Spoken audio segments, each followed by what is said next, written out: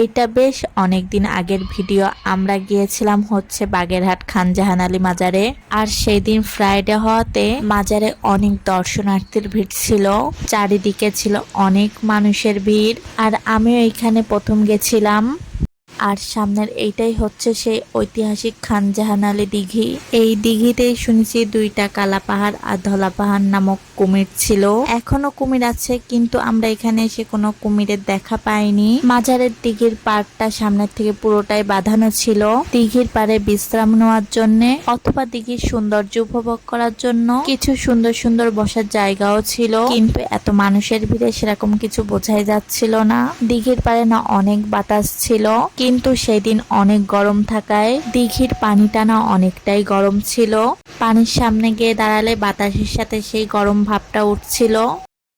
তারপর আমরা মাজারের ভিতরে ঢুকি, মাজারের ভেতরটা ঘুরে দেখার জন্য। আর মাজারের ভেতর ঢোকার জন্য এখানে জুতা খুলে রেখে ঢুকতে হয়। আর এর ভেতরে হচ্ছে ভিডিও করাটাও নিষেধ ছিল। তারপরেও আমি আশেপাশের একটু ভিডিও ক্লিপ নিয়েছিলাম।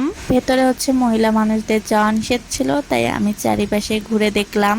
চারিপাশে এরকম হচ্ছে হাফ দেওয়াল দেওয়া ছিল। ভেতরে হচ্ছে আপনাদের ভাইয়া ঢুকেছিল, ভেতরে সেরকম কিছুই ছিল না। পীরেদের কয়েকটা বাঁধানো কবর ছিল।